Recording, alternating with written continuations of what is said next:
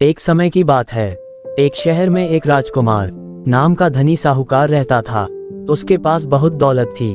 उसने इतनी दौलत हासिल कर ली थी कि उसकी अगले 7 पीढ़ियां बैठकर खा ले तो भी खत्म नहीं होगी। हालांकि यह अमीर राजकुमार तभी भी खुश नहीं था।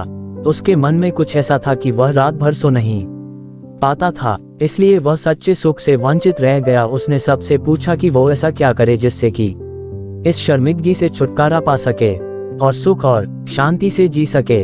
किसी ने उसे कहा कि आप संतों की शरण में चले जाओ तो संत आपको इस सुविधा से बाहर निकालेंगे। धनी संतों की तलाश में गया। रास्ते में एक साधु महाराज एक पेड़ के नीचे बैठे थे। धनी व्यक्ति ने उनका अभिवादन किया और कहा, गुरुजी, मेरे पास किसी वस्तु की कोई कमी नहीं है और मेरी अगली 7 पीढ़ियां बैठकर बिना काम किए आराम से खा पाएगी। फिर भी मैं खुश नहीं हूँ क्योंकि एक व्याकुलता मुझे सोने नहीं देती।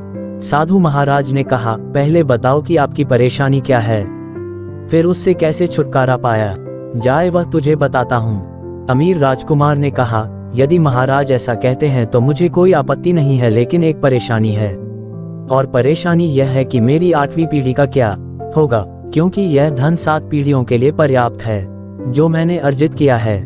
सिर्फ चिंता 8वीं पीढ़ी की है। साधु महाराज मुस्कुराए और बोले, चिंता मत करो, मैं तुम्हें इस परेशानी से बचा लूंगा।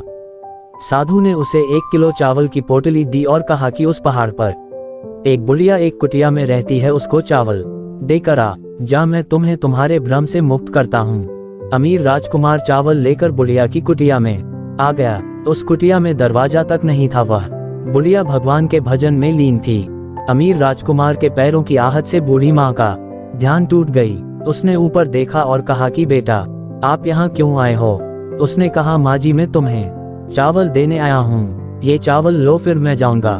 बूढ़ी माँ ने कहा कि मैंने आपको चावल लाने के लिए कहा था क्या आपके सामने हाथ फैलाया था?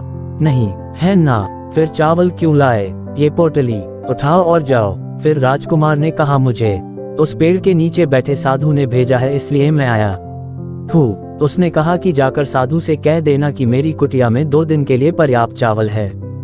राजकुमार ने अपने सामान्य ज्ञान का इस्तेमाल किया। उसने कहा कि माँ जी, आपको तीसरे दिन के लिए चावल काम आएंगे। उसने कहा कि आप और वह साधु मेरे तीसरे दिन की चिंता मत करो।